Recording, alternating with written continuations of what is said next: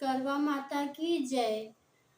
हमारे यहाँ ऐसी परंपरा है कि अगर करवा चौथ का व्रत रखते हैं तो उसके साथ करवा चौथ व्रत की कथा सुनना बहुत जरूरी होता है। ये व्रत कथा सुने बिना अधूरा माना जाता है और इसका पूरा फल नहीं मिलता।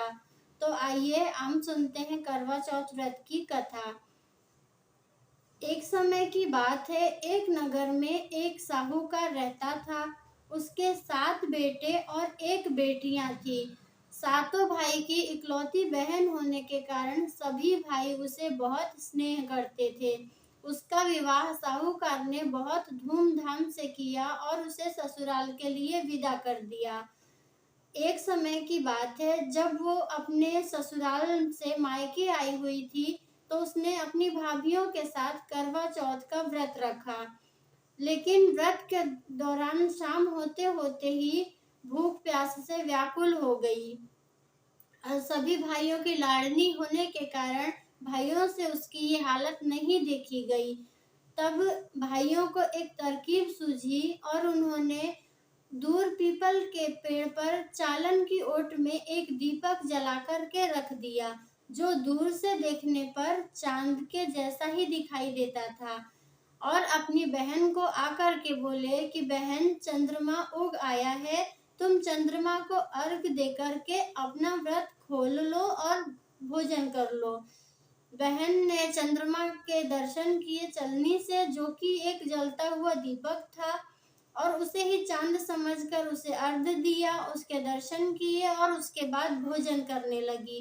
बहन ने जैसा ही पहला ग्रास अपने मुंह की तरफ किया तो उसमें बाल आ गया। जैसा ही दूसरी ग्रास को खाने की कोशिश करने लगी तो उसमें कंकड़ आ गया। जब वो तीसरा ग्रास मुंह की ओर ले जाने लगी तभी उसके ससुराल से खबर आई कि उसके पति की तबीयत बहुत खराब है, जल्दी भेजो। तब माँ ने लड़की को ससुराल के लिए विदा करते समय कहा कि बेटी, रास्ते में जो भी मिले उसके पांव लगना, और जो कोई भी तुम्हें सुहाग का आशीर्वाद दे उसके पल्ले में गांठ बांधकर उसे कुछ रुपए दे देना। बहन जब भाइयों के यहाँ से विदा हुई तो रास्ते में उसे जो भी मिला उसने यही आशीर्वाद दिया कि तुम 7 भाइयों की बहन बनी रहो, तुम्हारे भाई सुखी रहें और तुम उनका सुख देखो। किसी ने भी सुहाग का आशीर्वाद नहीं दिया। जब वह ससुराल पहुंची तो दरवाजे पर उसकी छोटी ननद खड़ी थी। वह उसके भी पांव लगी तो उसने कहा कि सुहागिन रहो, सुपूती रहो।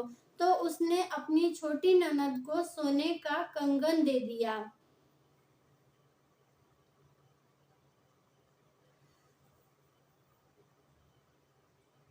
जब वह ससुराल पहुंची तो दरवाजे पर उसकी छोटी ननद खड़ी थी। वह उसके भी पांव लगी तो उसने कहा कि सुहागिन रहो, सुपूती रहो। तो उसने यह सुनकर पल्ले में गांठ बांध ली और ननद को सोने का सिक्का दे दिया। तब वह भीतर गई तो सास ने कहा कि पति धरती पर पड़ा है। तो वह उसके पास जाकर अपने पति की सेवा करने के लिए बैठ गई। बाद में सास ने दासी के हाथों बची खुची रोटियां भेज दी। इस प्रकार से समय बीतते बीतते मार्गशीर्ष की चौथ आई तो चौथ माता बोली, करवा ले भाइयों की प्यारी, करवा ले। लेकिन जब उसे चौथ माता दिखाई नहीं दी तो वह बोली, हे माता, आपने मुझे उजाड़ा तो आप ही मेरा उद्धार करोगी, आपको मेरा सुहाग देना ही पड़ेगा। तब उस चौथ माता ने बताया कि पौष की चौथ आएगी, वह मेरे से बड़ी है, उससे ही सब कहना, वही तुम्हारा सुहाग वापस देगी। पौष की चौथ आकर के चली गई, माघ की चौथ भी चली गई, फागुन की चौथ भी चली गई, चैत्र, बैसाख, ज्येष्ठ, आषाढ़ और श्रावण मास भादो की सभी चौथ आई और यह कहकर चली गई कि आने वाली को कहना। असौज की चौथ आई तो उसने बताया कि तुम पर कार्तिक की चौथ नाराज है और उसी ने तुम्हारा सुहाग लिया है वही वापस कर सकती है। वही आएगी तो पांव पकड़कर विनती करना। यह बताकर वह चौथ भी चली गई। जब कार्तिक की चौथ आई तो वह गुस्से में बोली, भाइयों की प्यारी करवाले, दिन में चांद उगानी करवाले, व्रत खंडन करने वाली करवाले, भूखी करवाले। यह सुनकर वह चौथ माता को देखकर उनके पांव पकड़कर गिड़गिड़ाने लगी, हे चौथ माता, मेरा सुहाग तुम्हारे हाथों में है, आप ही मुझे सुहागिन करें। तो माता बोली, पापिन, हत्यारिन, मेरे पांव पकड़कर क्यों बैठ गई?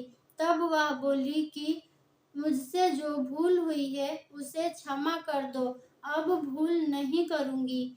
तो चौथ माता ने प्रसन्न होकर आंखों से काजल, नाखूनों में से मेहंदी और टीके से रोली लेकर छोटी उंगली से उसके पति पर छिटक दिया।